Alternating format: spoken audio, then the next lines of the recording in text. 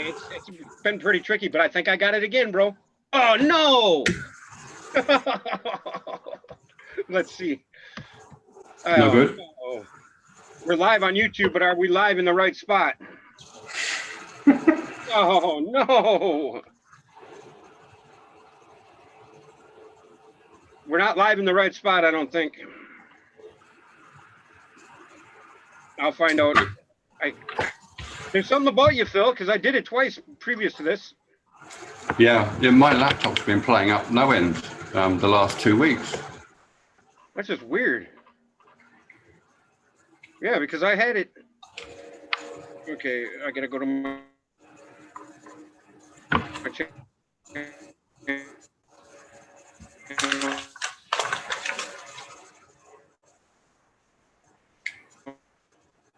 Sorry. Oh yeah, we're live in the right spot. Good. Yeah. I did it, dude. Yep. Okay. Now it says my internet connection's unstable. Go figure. But yeah, Phil Langdon, he's just informed me that he's writing another book. And why don't you elaborate on that a little bit, Phil? Hang on, I'm just chewing something. Go ahead. Give me a second. Go ahead. But yeah, Phil's been generous enough to take the time out of his busy life for the past couple weeks, because he's just started a new job and he's really tired. So, bear with us, and we got to give him a little slack. But we appreciate it, Phil. I appreciate it very much, sir. And that's right. Thanks, man. I appreciate you saying that. Yeah, what we talked, right? What were you asking about? Sorry. Your book. You were telling me right before we started that you were going to write a book or writing another book, and you were going to get it published this time officially. Yeah, because the last two were published on CreateSpace, which is self-publishing. This one I'm thinking of putting, because all the stuff that you find out in this after Ascension really is filling in all the stuff that you should have been taught in the first place. And it branches all the way into Christianity, Gnosticism, Islam, Judaism, Kabbalah. I had to write some things down because there's so much stuff. It's in Hinduism, the Vedas, the Upanishads, the Gita, all this stuff that I haven't written about. And a lot of people want to find out what the Bible is really telling them as well. So I thought to do a lot more of that, because I've covered what all the symbols, as it were, what the root of the symbols is, I feel. What is your opinion on the Bible? Is it a handbook for after ascension, or is it a handbook for somebody that is trying to ascend? Do you have an opinion on that, or? Yeah. Funny you should say that, because what you just said is basically what it is. I think actually that relates directly to the subject that I wanted to raise that we didn't even get a chance to speak about yet, and that's the language of gods, the way they speak, why they say those things, because this language is what people are misinterpreting. The allegory type language, right? It is very much so, but it's very flowery, and it's very what's the word for that? Diverse. So you'll hear about a boat, or a light, or a star, or a lamb, or a lion. You see what I mean? All these things you'll hear about, like Daniel in the lion's den, Noah's Ark. This is the language of God. They're telling you about one thing in many different ways, because it's the creator of the diversity in the cosmos. So you're going to refer to it in many different ways. Oh, so they reference one of those things, and automatically somebody that was receiving that message would automatically attribute pretty much everything you said, depending on the context, of course. Right? Like if somebody were to say, the solar boat or the boat, you would automatically think the lion, depending on the context, right? I mean, you would associate word association, I guess, and language. I mean, I don't know, help me out here. It's characterization. So if you think of your psyche, the totality of your psyche is the 12 signs of the zodiac. Mm-hmm. Sure, you have a sun sign, you have a moon sign as well. You have a complete chart from when you were born. Where was I going with that? Yeah, they're characterizations of the totality of creation, if you like. And always remember that the human being is a microcosm of the cosmos or creation anyway. So if you refer to the totality, as it were, you are also referring to a human being. So a God would like automatically know that. You see what I mean? And it's just automatically there. And when you say a God, you mean somebody that's completed the divine union, right? Or the great work. Yeah. Someone who's ascended. Yeah, in simple terms, it's someone who's ascended. That's right. You automatically have this way of seeing things, and it is bizarre. One of the things I found really bizarre is that I would come up with something after ascension, and I think, man, that just sounds absolutely plausible. That thing in the Bible means that. I wonder if it does mean that. And then I go back and read the passage, or I read someone talking about it, and I realize that the thing I came up with is exactly right. And yet you automatically see that other people don't get it. Mm-hmm. You know, they don't get the language. They can't see underneath it, and they don't know what the little words mean, like the word Damascus. You know, Paul and Saul, the road to Damascus, he sees a great light. Well, the word Damascus means a well-watered land. And when you're talking about a well-watered land, you're talking about a flood. And a flood is a reference to divine union, really, because it's a flood of spirit that rises, takes you from your normal life in the lower three chakras that most people spend. It opens up your solar plexus, your heart, and it rises, and it opens up your head chakra as well. So that's the effect of it. So you rise up your own system.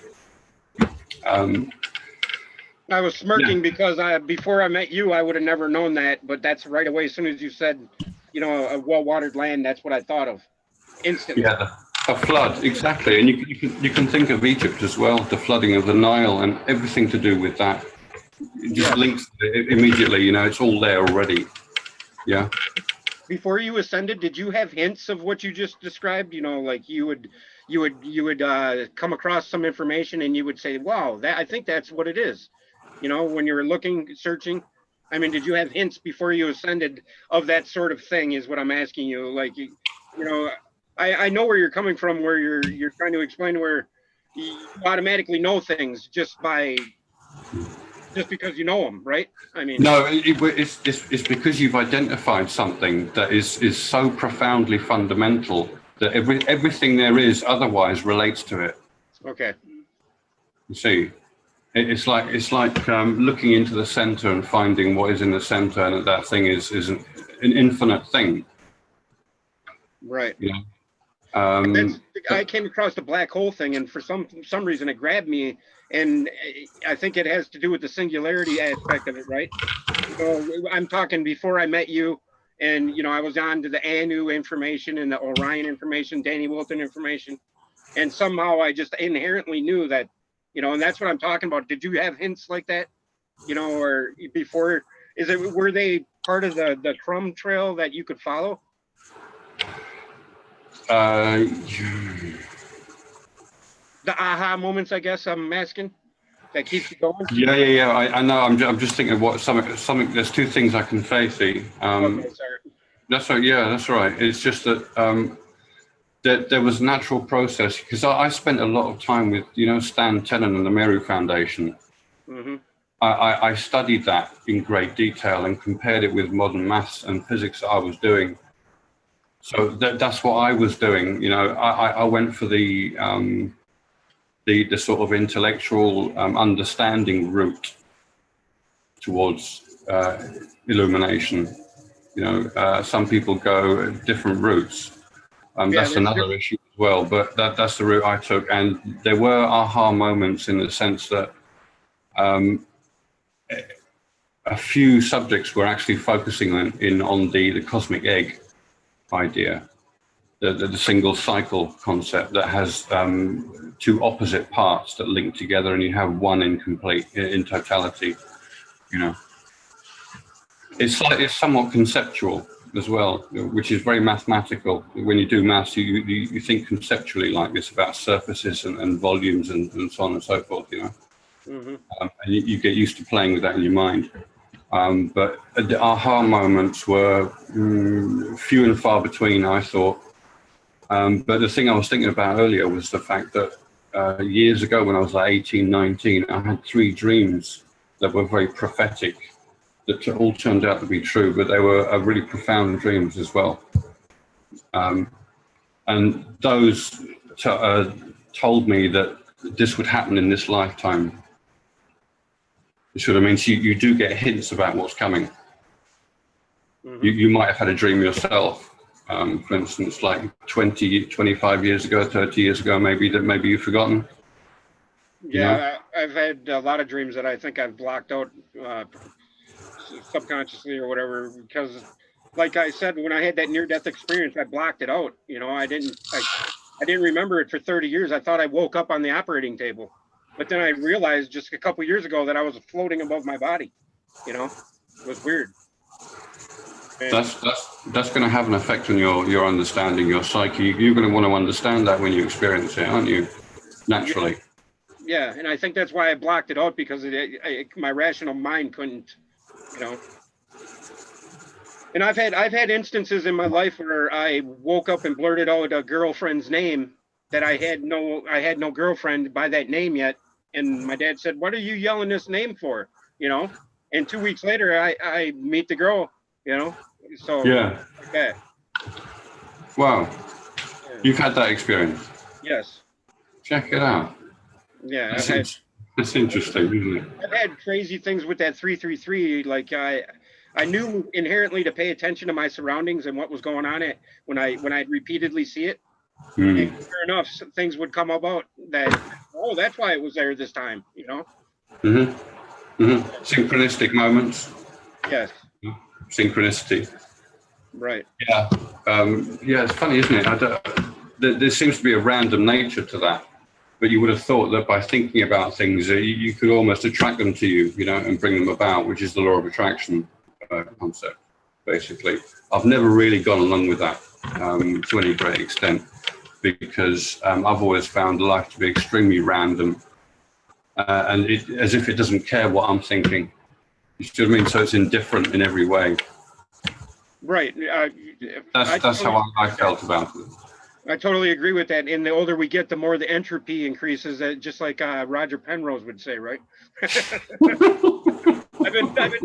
been doing a lot of watching of his studies, and that aeon before aeon, you know, on the cosmic scale. It makes perfect sense, man.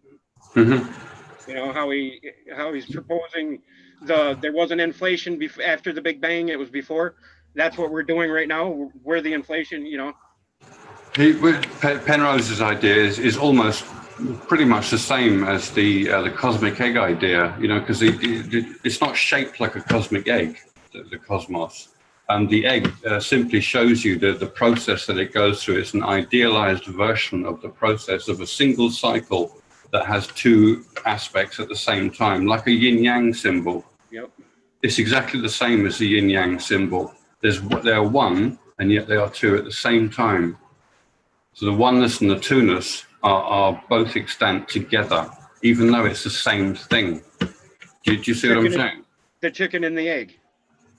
Yeah, that can lead your mind into confusion, though, because you're never satisfied, are you? You know, you're never going to be satisfied by being told they coexist. Well, one has to come first. Well, no, they coexist. No, it's a bit too much for your head. Right. That idea, I think. Well, for me, I kind of understand what you're getting at, but you're talking like the doubling effect of creation, right? The reason the 1 into the 2, is that pretty much what the cosmic egg is representing, like you're talking about? Sorry, yeah, I didn't finish that. That's the totality of things. The yin-yang symbol together as a unit surrounded by a circle, that's the totality, because you've got one thing only, which is the circle. and you've got two things at the same time, that relationship is the relationship that is expanded like a fractal and repeated and repeated. Yeah. I don't know whether that's obvious or clear to anyone, because that's what I'm writing about at the moment. So I've got that in my head. Awesome. The tree of life. I'm going through the tree of life and showing what how it's applied, basically. Yeah, Aaron's Aaron Astro. What is it? Australia Esoteric Anonymous, I think is his name on YouTube. But he's an Aussie and he's a pretty good guy. Aaron, I think you met him maybe. But anyway, he's going about. He's got a program or a process. He says now that he can do it. A process to ascension through the tree of life. You know, he's really deep in. He's deep into it. You know, so he's looking at it, and that goes back to the all roads lead back to Rome, right? Sort of basically they do. Go to Rome and on different roads is what I mean. You could go to ascension on different roads, like you were saying earlier. Yeah, if you read the Gita, because I take the Bhagavad Gita to be the highest authority book on the planet, hand in hand with the Bible and Gnosticism, sure, but the Gita is the most direct. Okay. It's as if you're listening to God directly, literally, with the Gita. So it's far more personal. Yeah, if you read Gnosticism, most of it you're not going to understand because they're writing about physics in a time there was no physics. You see what I mean? So they have to be poetic about it, and they use their own terms, and we think, what does that mean? What are they talking about? All this sort of thing, like Barbello in the Apocryphon of John, which is literally limitless space. Barbello. I don't know whether you're familiar with the Apocryphon of John, Steve. No, not really. No, not really. Not really. I'm working on it, man. I can only get so much in my head at one time. That's okay. It takes time. I felt like I have to go through all these things. You know, I have to know all the Gnostic texts from the Nag Hammadi library. I have to know the Bible from start to finish. You know, the Gita from start to finish. Everything. I have to know. I have to be the font of all sort of intellectual learning. Do you know what I mean? And that's not the nature of ascension. You don't suddenly know everything about everything. Do you know what I mean? Mm-hmm. In fact, Manly P. Hall. I was listening to a YouTube somebody talking from speaking a book. What's that called? Like a talking book. Audio book, yeah. Yeah, audio book. That's it. And it was a Manly P. Hall book. Talking about illumination, in fact, and everything he was saying was spot on. Yes, I've listened to a lot of his audiobooks. Yeah. Yeah, it was exactly right. Like he's talking from the learning that he's had in his life from all the stuff that's been written down that he's had access to. You see, because I in my opinion, he didn't get there himself, but I don't know whether he did in later life and didn't say anything. I don't know, because I didn't know Manly P. Hall, you know, so I can't really speak for him. But when I hear when I listen to his or read his words, what have you, I feel like I'm listening to an intellect. Do you understand? Yes, I know. Yeah, like an Alan Watts. Someone who's learned. Yeah, like an Alan Watts type person, right? Yeah, kind of like that. Yeah, that's right. I would associate it with that, in fact. Yeah. So this brings us back to the issue again that I wanted to start off with, the language of gods. Okay, yeah. Sorry. That is very interesting. Because I could just right now just invent a sentence. I could explain ascension to you by using the concept of a mound in an infinite ocean and tell you that a bird lands on the mound. You've heard this before, right? Yeah, the Noah's Ark story. No, it's the Noah's Ark story as well, yeah. But it's also the Egyptian story of the Bennu bird. Okay, stone and all this sort of thing that lands on the top of the pyramid to complete the mound of creation, because it is the establishment of truth with flesh. And now you can build on that. Yeah, so that means that the light in the underworld, is the foundation upon which the cosmos is based. Therefore, because it's a mathematical object, you will find designs and all sorts of expressions and forms in the cosmos that relate to the form of that light as a cloud with beams. Yeah, I mean, look at a lion's head with whiskers that come out like that, just like that. The beams in the cloud are very thin compared to the cloud. When you turn around, you see a cloud. The beams are like almost secondary because they're so thin. You know, they're very prominent when you first see them. When I started turning around to look at it, I saw the beams first that came into view as I turned around to the right. You know, and they're really, really thin. But when you get around and you see the cloud, it is like a punch in the face. Yeah. Because it's right in front of you, and it is an awesome sight. It's like a real cumulonimbus cloud that you'd see in just above the horizon in the summer sky. You know, that seems titanic. You know, because of the scale of all the little bumps all over it. Mm-hmm. So it's the cloud that really takes your breath away. Yeah.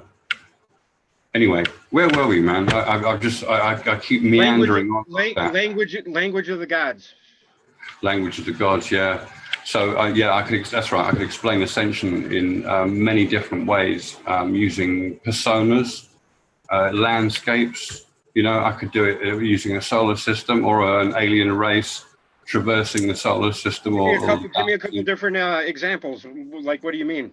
Like, yeah, well, the mound with the bird. I could say that. I flew like a bird. When the sun turned black and the moon turned red. Yeah. I noticed you say the red moon a lot. Yeah. A lot. Yeah. It's everywhere. When you see Egyptian iconography and the red disc, the red circle, they say, well, that's Ra, yeah, the sun god. But the sun has to be eclipsed by the moon in order to become a god. And when the moon eclipses it, the moon is associated with the cloud because I saw it last night, the moon, and smiled when I saw it. So bright white in the blackness of space, because that's exactly the brightness of the cloud in the blackness of that void of the underworld, you know, or the abyss. It's called the it's the ultimate opposite, right? The bright in the dark.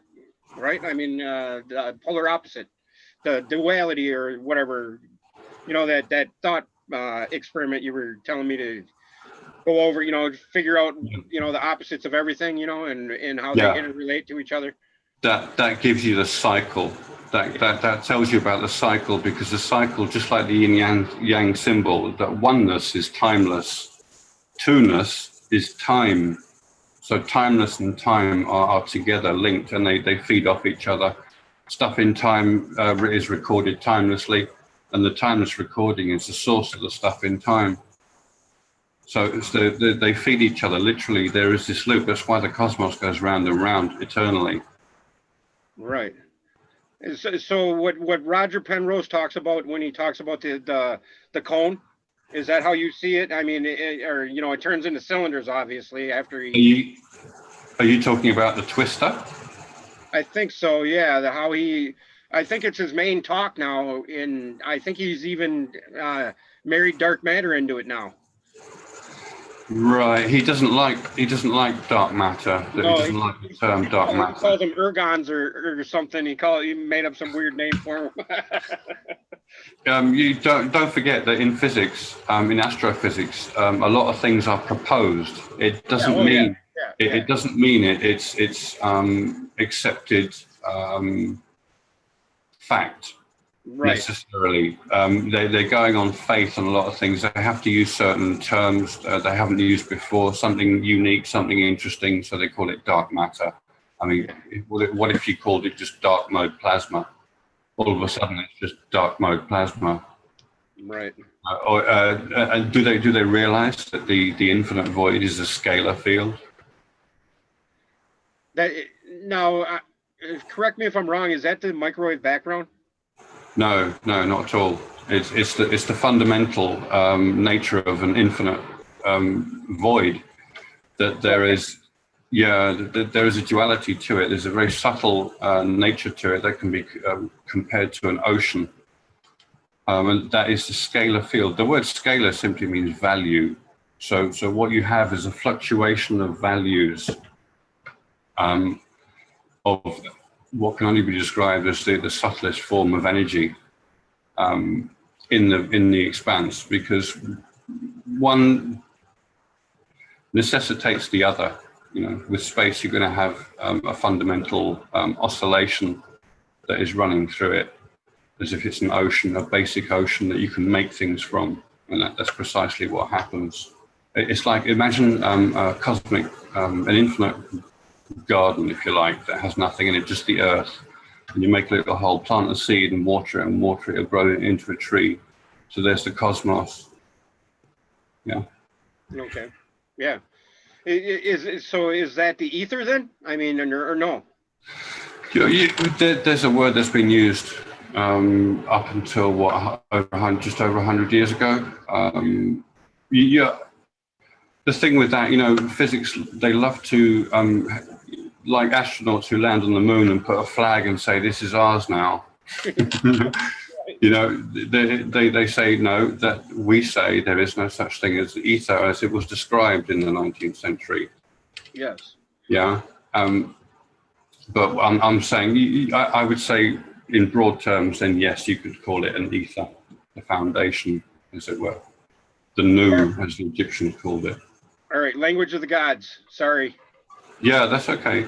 That's okay. Yeah, so language of the gods is the kind of thing I write, basically. When you're reading my books or whatever I write, that I'm using the language of the gods, but I'm trying to bring it to you in an easily digestible manner and explain exactly why I'm saying those things, so you can see what the reasoning behind it. Yeah. So go ahead.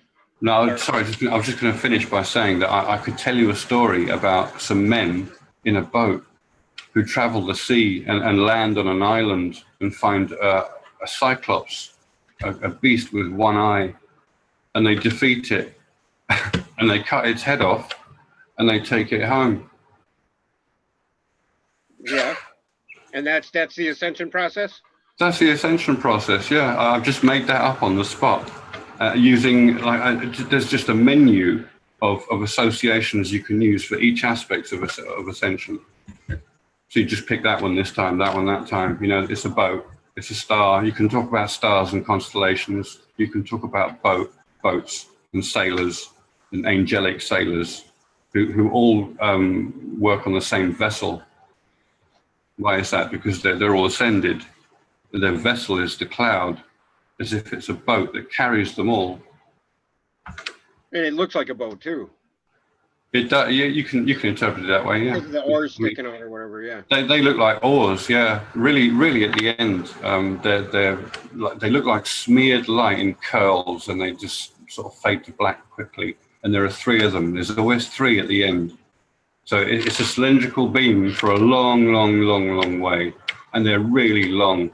And at the end, it just suddenly does that, like the end of a neuron or something, and just fades out. They're so weird looking. Well, what do you say to people then that think that the Bible's misleading and that it's just a bunch of nonsense? Because that's what I'm hearing a lot lately. That the Bible, is talking about vengeful God. You know the story. You know what I'm getting at. What do you say to that? I say pretty much what I've just been explaining to you. Okay. The entire Bible is the language of gods. Okay. That's why I'm talking about it in this new book, because the Bible needs to be explained in the most obvious way possible. You see what I mean? Nobody else can do that. So if I can do that, then why would I not use that ability and bring other people up to speed on what it's really talking about? If I really do understand and recognize what it's saying, and that is true. That turned out to be true. I'm shocked by that as well.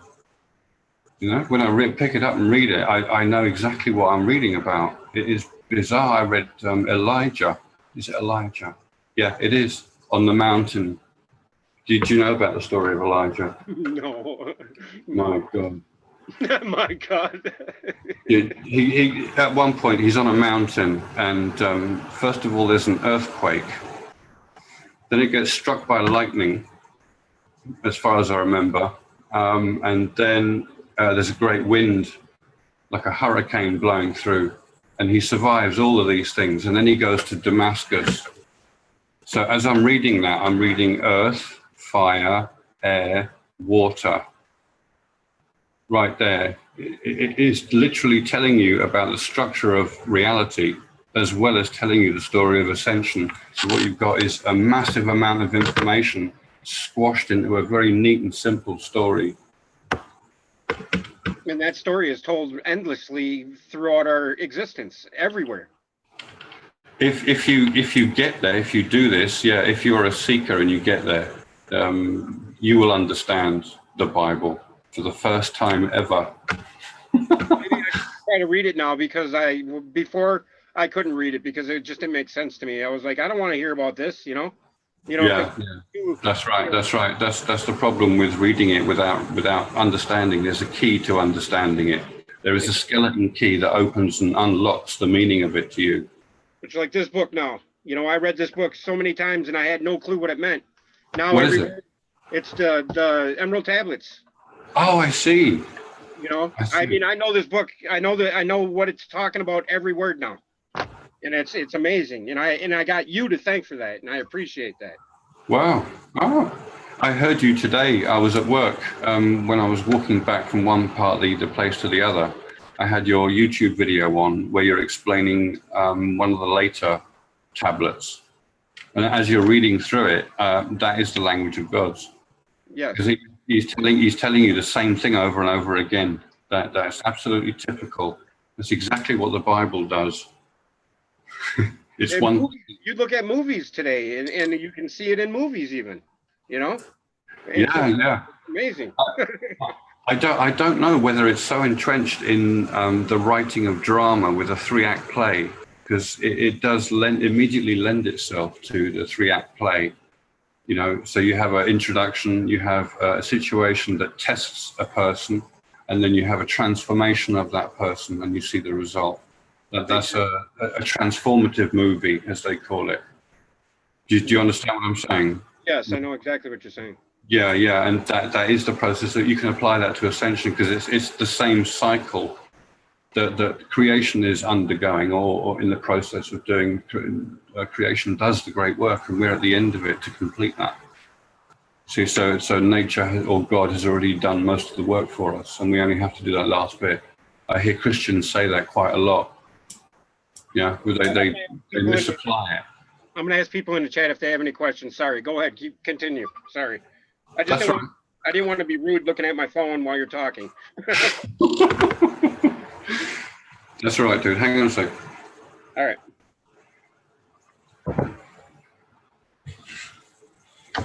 Did you want to ask some questions or something there, Steve? I'm asking these guys if they got any questions, but yeah, I mean, we can continue with what your thought was. I'm sorry if I interrupted it. That's all right. You don't need any more stress, man. You're pushed to your limit to work now. I'm all right. I'm okay. It's just a little bit physically worn. That's all. I need a good night's sleep. That's all. Let me show you something. Hang on, I'm going to share. Yeah, I want to share something with you. Can I share my screen? You go ahead. You can take it over. It's your show, bro. Okay.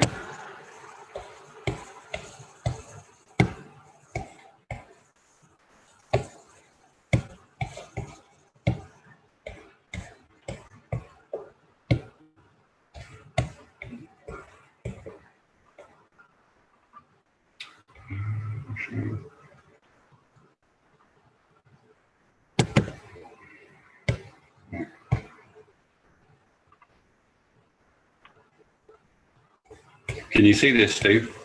Yes, I can see your white screen. Yes. Okay, you got these. You can see this now. Yes, sir. Okay, hang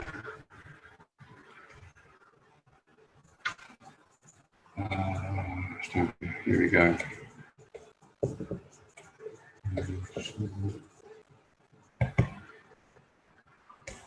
Mr. Menza wants to know if you've found any magical powers. Other gurus claim to know people's minds or can see people's past and future, etc.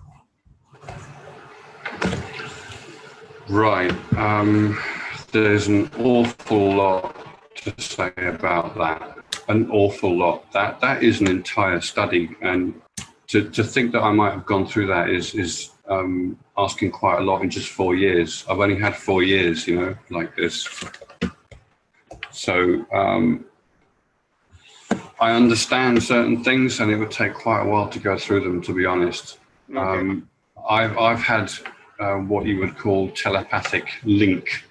I haven't had a proper communication. I've only had a link, and I realized that because awareness is really the fundamental issue to reality. It's more to do with awareness than physics. So awareness, being timeless, can communicate instantly.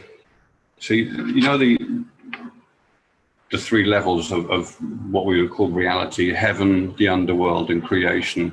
Heaven is defined, if you like, as dimensionlessness. It takes up no space. It doesn't need space. It's above and beyond the idea of having any such crude or gross manifestation. Yeah. So dimensionlessness is instantaneous. It's like saying you can be everywhere at once.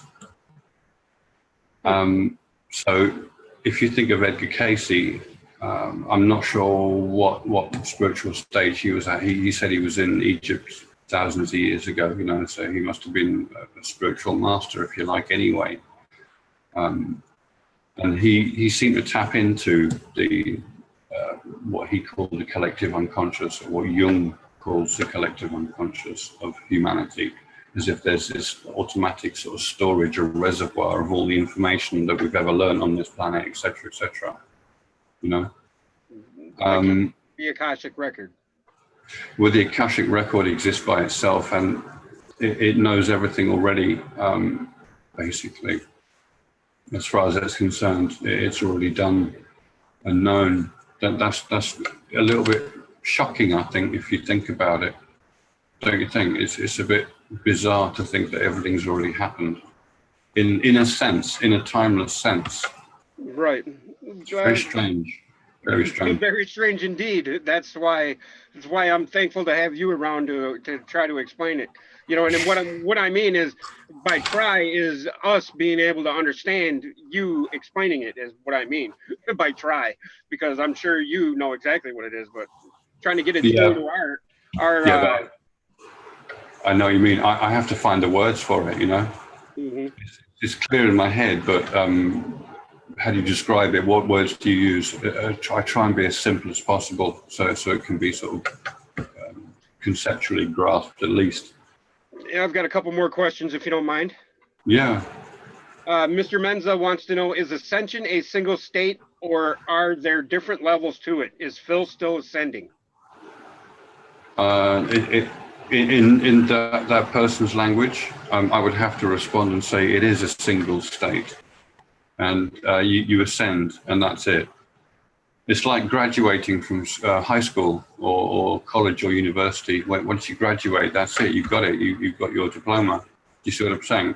It's the same sort of thing. Like a game of tennis, when you win a set, you have that set. It can't be taken away from you. Right.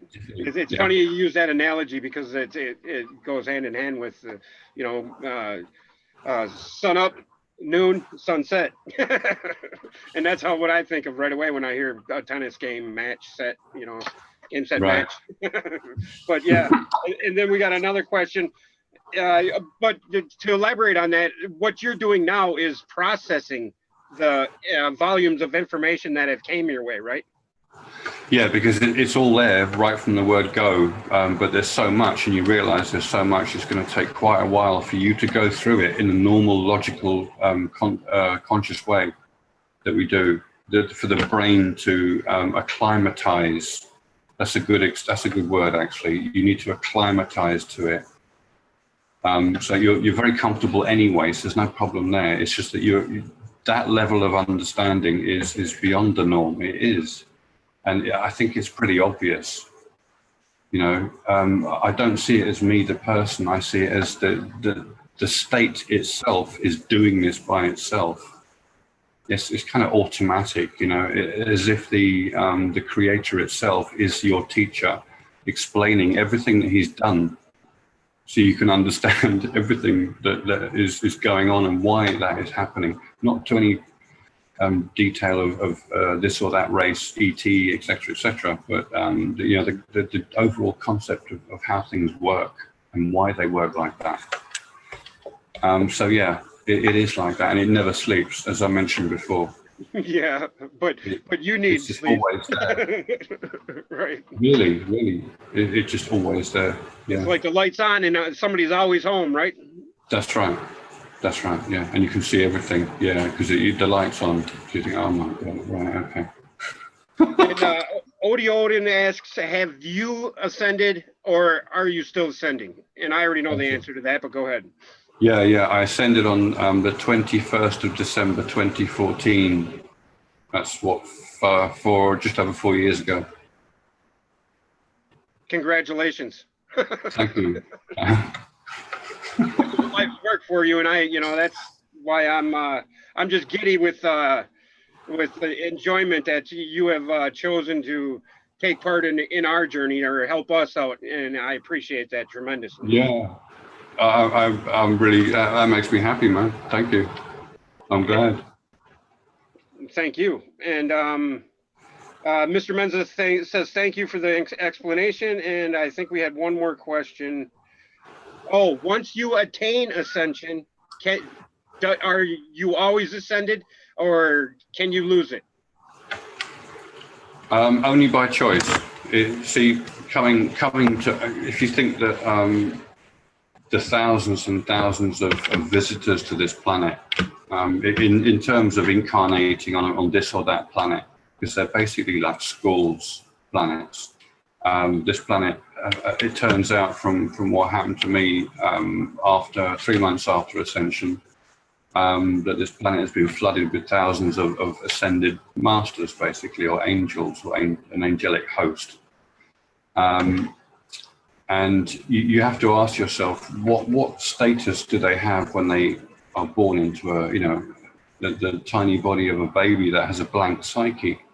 Well, that body has to match the level of the incarnated person. That can take time if you're of an ascended nature already, because you're used to the language of gods from before. And now you come into something that is completely blank. You have to start from scratch, and yet you have your own Akashic record permanently, as if it's etched into your soul. The recording of everything you've done and experienced.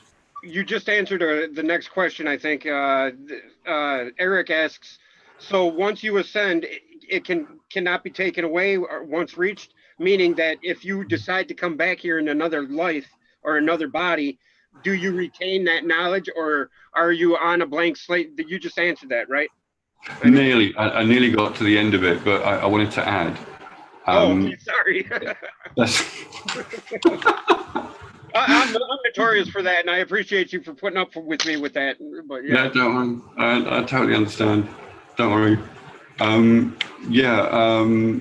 So I was going to explain that this visitation that is apparently occurring at the moment is a compassionate visit. It's chosen. You still have free will, from an ascended point of view, because you have freedom. You gain freedom. Yeah, proper true freedom from incarnation. So you don't have to incarnate. But if you choose to, you can. Yeah. So then the issue becomes, if I didn't ascend in this life, let's say, but I did before, and I chose out of compassion to come here, what happens to me when I die, when I didn't ascend? Well, that's a really interesting concept, because you can say that there's going to be angels who will come and grab you and take you and remind you, perhaps, there's I think of these subjects that there's so much to say on it that I want to tell you everything about it to get a broader picture of it yourself. Did you hear? Maybe that's the hologram you've seen come out of your chest, maybe? Because you were already ascended before? That seemed to be embedded inside me, almost like it was programmed to come out if I ascended. Because it was an if. I've nearly died several times in my life, you know. That's weird. So have I, man. Yeah, like I come really close, and I thought, oh my God, you know. So I've got a few years left. Then, thank God for that. I was supposed to die when I was 30. Why? But I didn't. Yeah, I was told by a doctor in a hospital that I'll be dead in 3 months, and I didn't die in 3 months. Cancer? No, because it's a long story, but my liver was in pretty bad state, so I had to rejuvenate and stop my old habits, you know, which was drinking, smoking a lot in my youth. Well, I'm sure glad you rejuvenated, brother. Yeah. It was a slap in the face as well. You know, I thought. You would agree that you were kept here for a purpose? Not necessarily, no. I think it's still because there's such a flood of these visitors, it seems. It's to make sure that at least some of them find ascension when they're here because they're so familiar with it. Yeah. I mentioned before, I had 3 dreams that were very prominent when I was 18 to 20. And one of them was a dream that told me how many times I've done this. Do you know what I mean by that? No, elaborate, please. Right. So I've done it many times. I see when you're a cosmic gardener, as you can imagine, there are different ways of doing things. Yeah, you might want to ride around in the cosmos on a lovely spaceship if you like, if you want, in a body. Or you can incarnate onto the planet. You see, so you're still a cosmic gardener, even if you incarnate to just spread your understanding and intelligence so that other people can experience that as well. And yeah. That makes me feel so good inside because Mr. Runk and I just had this conversation about how beautiful this planet is and how we don't mind being here. And I think a lot of people feel trapped and feel like they're want to go home and stuff like that. Me, I think I come back here because I enjoy it and I love this place. You know, I love the challenge or you know what I mean? The spreading of the goodwill, maybe it might be. Is that pretty much what you just said?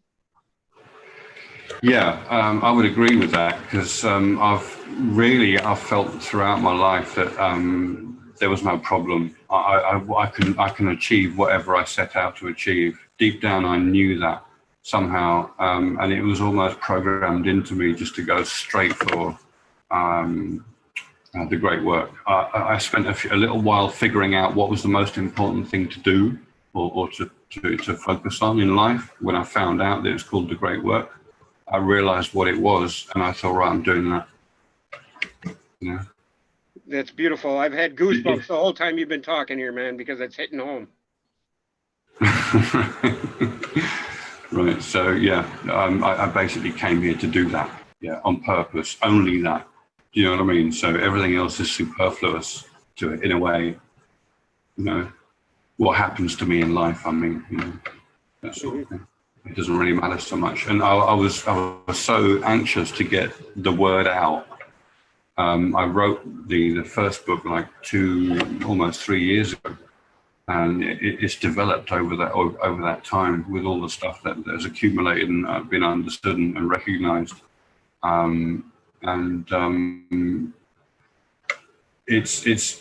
It was like that because I really wanted to get the word out as quickly as possible, just in case I dropped dead. Do you know what I mean? Because there you are on the precipice of explaining something that's really important, and then, you know, something goes wrong in your life. let's say, and you don't get that chance. So I was eager to get it out as quickly as possible. So the first draft and the first few weren't as full as they are now. Yeah, I've noticed recently your interest in your work is heightened as of late, right? I mean, have you? Yeah. When someone asks a question about something, it prompts me to open that aspect of it up, and it does just almost immediately open up to you, and you realize, oh my God, there's so much stuff here. How do I express that? Shall I write it down? Shall I make a video? Shall I have a conversation with the person about it only? What do I do with that information? Because there's too much, almost. You know, you're given an entire book every time of information, and you think, oh my God, it takes time to write this stuff down, you know, and to talk about it, and to think over it with other people so they can get it themselves, because there's so much to it, really. You know. Right. And what do you say to people like me? I like to it's like I come to conclusions via running my mouth, if you know what I mean. Like I'll talk to other people about things, you know, like not running my mouth, but, you know, talking about things, interaction, you know, and getting different perspectives and, you know, weighing it or, you know, debating about things is because I've heard you say that you don't know it until it happens, you know. But I mean, That's right. Yeah. is it all right But for me to elaborate on something you have said to me? I mean, you know, I want to know where I should stand on that issue is what I'm saying. I don't want to keep putting my foot in my mouth, you know, when I shouldn't. You know, I'm guilty of doing that a lot. no, that's okay. It's your passion for your interest, man. Not everyone's going to have the same interest, but if you can find someone that you can talk about with it, then that's a good interaction, you know, because you're firing off each other, especially when there's a group and you're all interested in the same thing. But it's not a good idea, I think, to have like a commune that stays together, a group that has to live together necessarily, because individuality can suffer as a result. You know? Right. Mr. Menza wants to know, have you noticed any change in the way people or animals respond to you in normal life? Yes, I have actually. Yeah, it can be seen in you when you're out and about. It can be seen in you. It's obvious. Some people are surprised when they look at you. They think, what is it about this person? You can tell they're trying to work you out and they can't. One of the things that they're obviously thinking is pretty obvious. Why is this person always so happy? Right. Or so calm or so even keel, right? Yeah, like absolutely level. Yeah, still. Yeah, but not brooding still. Mm-hmm. The proper calm still, you know, from peace and understanding. It's that kind of still. That takes me back to when you were talking about this guy's book in one of your illumination videos, and you pulled out the you fool, take that stick or that log out of your eye, yeah, before you can you know, remember that instance where you were. And I was like, wow, when I watched that, you know, you did that interaction with yourself, and it was like, holy cow, that's me all day long, you know. I'm like, wow, you know, it was beautiful. Yeah. And I appreciate you leaving that in your video, by the way. Say again? Say again? I appreciate you leaving that in your video, by the way. Oh, I see. Thanks, man. That was a good learning experience for me. Yeah, it's also very difficult to convey a sense of comedy when you're writing only and somebody is looking at your words written, not your face, not your expression. You know, because a lot of the things I say in response to people under my own videos are done with a tongue in cheek sometimes, and they don't realize that because it looks serious to them, but it's not. You know, they don't realize that you have a great sense of humor. After a sense, and you have a great sense of humor. There's no reason not to have one. You know, you don't go around laughing at things, laughing at poverty and suffering, but you do have a good sense of humor because you have a rounded out persona, I suppose, or personality, if you like. You know, Right. And You can go on with what you were gonna, the cosmic egg here and the light. Right. What aspect were we going to raise on that? I don't know, and I apologize for bringing the No, that's question. okay. We were on the language of gods. You were talking about you didn't really elaborate on why you were bringing up the shared screen, but Yeah, I was gonna do something in particular. I haven't written it down. Hang on a sec. Let me just think, because there was a reason for that. What was it? I can't remember. I can't grab it again at the moment. I'm too tired. well, that's refreshing to even know that the angels or the gods are just as forgetful as me. Dude, you should read this thing on that Manly P. Hall wrote about illumination, because he lays out that you do not become perfect, a perfect person afterwards, in the sense that everything you do and say would be regarded by every person as absolutely perfect and pristine. It's not possible. It's not possible to do that. You'll never please everybody ever. So don't. What? You got to be kidding me, man! No. No? Right. It's just a simple fact of life, isn't it? My grandma taught me that. Don't bother trying to please everyone. You can't. It's not possible. It's too much effort. There's no need. You know. Right. Jerry Runk was asking way earlier about what is the eye that never sleeps, that never slumbers. That's pretty much what's your concept of that? That's this thing on screen now. It's your light. That's the pineal light. Okay. Maybe I should explain something about why there's only one, because that also explains what's going on in the cosmos in terms of this idea of black hole and singularity. How do they connect? What is going on there? Well, at the center of every galaxy is a timeless condition, and the timeless condition is the same as at the outermost part of the cosmos, as it were. But there's a lot to explain there in terms of being the outermost part. Well, what's beyond it? Because in normal physics, they say space and time is defined within the cosmos. But they haven't separated out the idea that space is infinite as a foundation. Do you see what I'm saying? Yes. So they're nearly there. They're getting there. But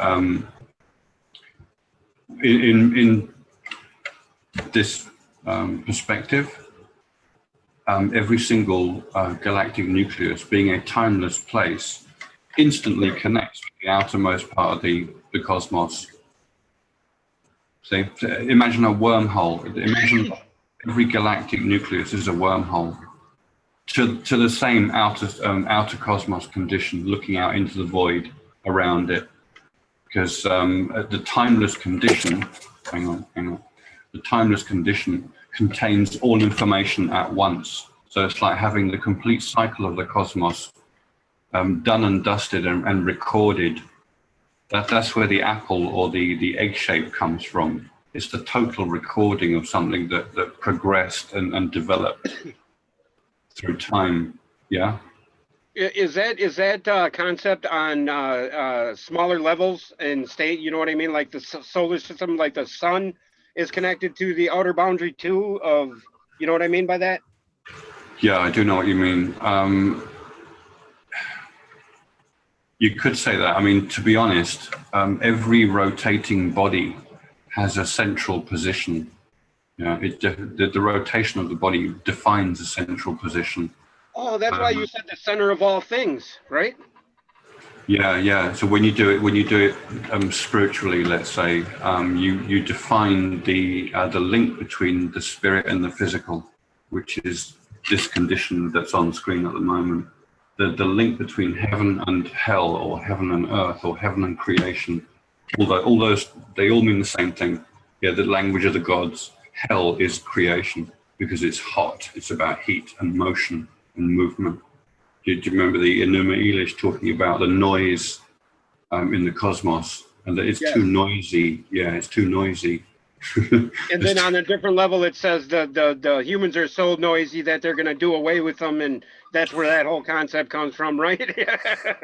So yeah, I Right. understood that even before I met you. I was like, wait a minute, and I couldn't explain it though, but now I can to people. But I mean, Yeah, yeah. So what that really means when they're talking about doing away with humanity with a great flood, what they're talking about is they need to ascend those creatures to the God level to make them less noisy, because then you come to peace and calm in yourself. You see, the stillness of the stillness, the surety of truth. Yeah, the sure. I would say the surety of truth. wow, Yeah. yeah, that's Yeah. beautiful. We were talking, discussing. I've been having these test sessions for our meeting, actually. So we could finally successfully do the Zoom and the YouTube Mm. connection. And we were talking about the demiurge yesterday, and it was pretty good talk. I thought. I was trying to explain that the demiurge is essentially our condition. I mean, it's we create that condition, and it creates us, right? I mean, without without the demiurge, we wouldn't be here, correct? That's right. That is true. Yeah, you'll find references in the Bible that relate to that as well, that say that the light is responsible for generating heaven, or the sun is responsible for generating heaven. Because I'll tell you something that I noticed a grand shift over was when you grow up in a Christian environment. Did you have a Christian upbringing? What's the I can't remember. Lutheran, Lutheran. Okay, so it's basically a form of Christianity, Yeah, right? yeah, it's a Christian. Yeah, pretty much, yes. Okay, so yeah, any form of Christianity, if you grow up with that, you end up after 30, 40 years with a mindset that has been established over all that time. And it takes quite a lot to see through that and not necessarily upturn it like a terrible event, but to help you understand a better way of seeing what is really being told to you. And that I noticed a fantastic shift over. To convey that to somebody else takes a wee bit of time, to go through, because I've noticed by talking to anyone who is Christian, if we have a conversation, the first thing I'll say is to establish to them that I have a different view, and therefore everything else we now talk about, I will establish my view, and we're obviously going to hear their view, because they love talking. Christians, they love forcing you to accept their opinions. Yes, Yeah, they I've been do. guilty of that myself. That's all right. Most people do it. When you find something you think is true, you want everybody else to listen and understand. It's natural. Hmm. It's the sharing, compassionate mode that we have, which is what drives me to do this, really. Right. So it's a nice thing. It's a good thing. Nothing to be, worried about or ashamed of at all. It's a really good thing. Well, you do it fairly eloquently, by the way. Say again? I said you do it in an eloquent way, by the way. Thanks, You. man. Thanks. I'm glad I'm understandable, at least. That tells me I'm understandable. Yes, Yeah. exactly. Thank God for that. Thank God for that. I say the same thing. Thank God for that. No, thank you, Phil. No, that's right. That's right. I'm glad. I'm just glad. I am really, really happy to talk about this subject in all the different diverse associations with it as well. Yeah, I'm fascinated by it as well. nobody can be happier than me.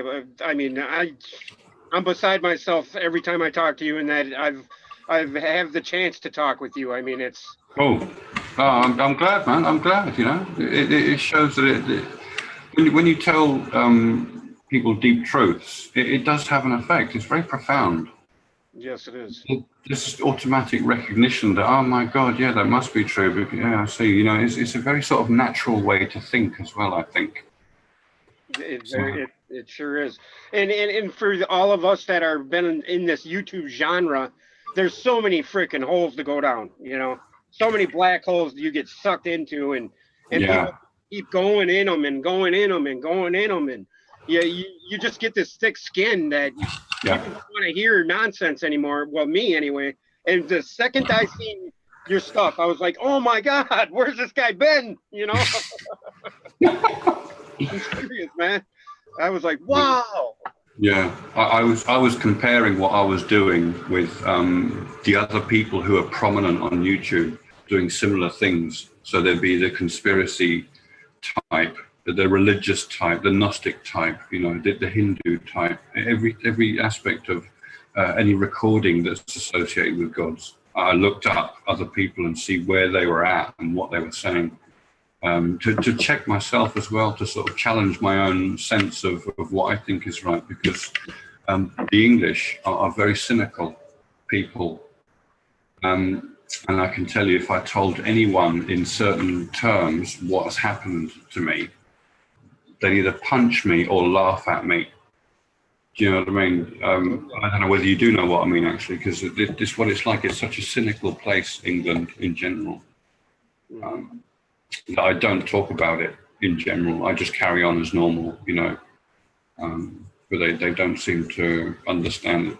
Lots of people love me as well. They almost fall in love with me, which is really weird, because as far as I'm concerned, I'm just being normal and like a normal human being. That's how I feel, in a way. I don't feel human anymore, to be honest, because we mentioned that before a couple of videos ago. I remember you asked if I still feel human or something, and you don't, but you do. You don't because the state is different. You do because you spent how many years being a human, and you're still using the human body, so you can still relate to it. It's like it's really a cosmic design, our body. Is that something that is in your awareness, like all the time, that your body is literally a cosmic design? Well, I think it's the ultimate, because we are the creator of the light, right? With the eternal spirit. Yes, yeah. The eternal spirit that allows that, but we have to unify with it, and then we become one with it and do what it does, and it creates. Yes. That it's about the joy of creation for the eternal spirit. Yeah. But the divine needs us in that aspect, right? In a sense, you could argue that. In another sense, you couldn't. That's one of the strangest things about this timeless, eternal, transient nature. Because it's always eternal, it'll always be there. So why does it need you? You could argue like that, But then, that's exactly why what I've been trying to wrap my mind around is why would the ineffable do what is, you know what I mean? Yeah. Why? do you have an answer for that? I do. Because the ineffable is all there is, in a sense. Yes. That's basically it. You could say God is all there is, or the truth is all there is. All these statements mean the same thing. Yeah, but when we say truth, it seems like an indifferent concept rather than a personification or a person or something we can relate to emotionally. You see what I'm saying? Mm-hmm. So what you see, if we tilt this like I did on the book, with the light at the top and the cosmic egg at the bottom, you have the positioning of the heart and the mind. Yeah, when you apply it to a human being. So that configuration of the light above the cosmic egg is basically the body of the Atman. Do you see what I'm saying? The light is the same light that we are supposed to have in our heads. And if you apply that to your body, the cosmic egg becomes your heart. And of course, the heart has 7 layers of muscle. Oh, wow. It's this cycle, like the Anu, the Anu concept that you 7 swirls, yep, that's why I just said, oh, wow. Yeah. So, and that is a 7-fold cycle. It's a double cycle that makes one cycle that is like a breathing pattern. So it expands and it contracts, contracts. So that's one half of the cycle. There's the other half of the cycle. It's one cycle, but it returns to itself. It finds out about itself from the opposite point of view, and then it returns to itself. It does it again and again. The cosmos is like the breath of God. Right. You know? And it's odd too that the ventricles of the heart they twist as they pump or open and close. They twist. Mhm. Mhm. There's four chambers Yeah. in the That's heart. Yeah, 4 and 7 is right here. Absolutely, the 7 kingdoms, for instance, the 7 chakras, the 7 layers of heart muscle. You know, it goes on like this. It's really a holographic sort of fractal in a way, but an that's interactive one. We can interact with it. that's beautiful because uh, a friend of mine, Cindy, 10,000 Lakes, BC. I had just got turned on to the information with Danny Wilton, and I was talking, and I had these aha moments, one right after another, with the black hole and the singularity issue, and Mm. thinking, wow, we're all interconnected via this, this black hole thing, or or the fractalized. That's when I finally wrapped my mind around the holographic principle and the magnetism thing. And then Yeah. she said, Steve, wait a minute. I think we have a black hole in us, our heart. And I was like, whoa, it was just beautiful, man. And then, I mean, it was cool. And Right. those are the aha moments that keep me going, is like, wow, Right. and I Yeah. think that's by design too, right? It seems to be automatic that we end up getting there anyway. I consider the cosmos to be an automatic ascension generator. See, that's the function of it. It generates ascension. So the ineffable isn't dependent on us ascending. Well, right. So remember, the ineffable is singular, Yes. and singular is infinite. So it's already all inclusive. Yeah. Okay. All inclusive. All we're doing is generating a center for it, so meaning can be established, if you like. There's another way of thinking about it, because I was going to mention earlier, actually, in those terms, the blackness that you see on my screen, that black square, it represents the underworld, the infinite expanse of the abyss, which we call outer space. They are one and the same thing. So you have to ask yourself, if it's an infinite expanse, where is the center? How do you find the center of an infinite expanse? Well, you square the circle, like we've spoken about before. It's the easiest way to find the center. So you make manifest that which is not manifest. Therefore, the same thing is extant in a non-manifest and manifest way at the same time. So it's like looking at itself. The non-manifest is eternal, which is awareness. Yeah, the manifest is the physical hardware that awareness uses to define its own truth in definition. Yeah, because the ineffable is a limitless expanse, basically, with no definition, or no understanding. So it's about gaining understanding of your own truth, or the truth itself, which is what you really are. That's beautiful, man. Yeah, hey, if you want to go, man, you look like you need some sleep, brother.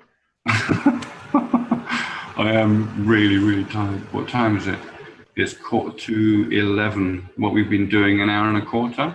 Yeah, an hour and a quarter. I mean, hey, yeah, I'm just thankful to have you for 15 minutes, brother. I mean, that's all right. That's cool.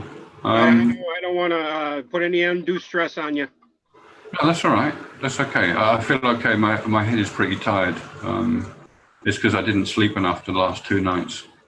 I got about 3-4 hours sleep each night. It's not enough, really, with the amount of work I do. Yeah, if you're walking around and you're not used to it, definitely. So yeah, why don't we say goodbye and thank you for the time you've spent today. I mean, is that okay? Is that okay with you, man? That's totally fine with me, brother. Totally fine with me. All right. Thank you. Well, you got to say thank you. Man, you got free will still here, man. I know. Bill, we love you, man. Don't forget that. I love you, brother. I do. I love you too, man. And all these people here love you too, man. Really, really, I could do this all night if I had the time and I know the. you could. I know you could. And I could see it in you that you can't tonight. So, I want you to get some sleep, brother. All right, thank you. All right, man. But hey, I'm going to say goodbye to everybody here. And yeah, Phil, Thanks. rock on, brother. Rock on, man. I appreciate it. You too, man. We'll speak soon, obviously, as we do. Okay. All right. Take it easy, brother. You too. Thanks, Steve. Take care, man. Bye-bye. Yeah, everybody, thanks for joining us. Phil, he's obviously tired today, so we got to give him some slack. He's been generous with his time. And so thanks, Paul from Newcastle, Michelle Can-Am Free. We appreciate you joining us. Christine, Purifying, Paula, My Skies 5D, Dark Truth, Nomad, Eric, Jerry. Jerry, you're in our prayers, brother. Don't be scared of that surgery. Brandy, Mr. Menza, all of you people, I appreciate you. And Phil appreciates you being interested, because he felt like he was going to be talking to himself for the rest of his life. But yeah, guys, thanks for joining us. It's always nice to have a crowd to listen to us talk, I guess, Yeah. Because otherwise we'd be talking to ourselves. Yes. Well, if it helps one person, then great. Right. And the snowball can only grow bigger then, right? Say again? The snowball can only grow bigger. Yeah, that's right. There you go. It can only expand, yeah. Right. All right. So yeah, guys, thanks a lot.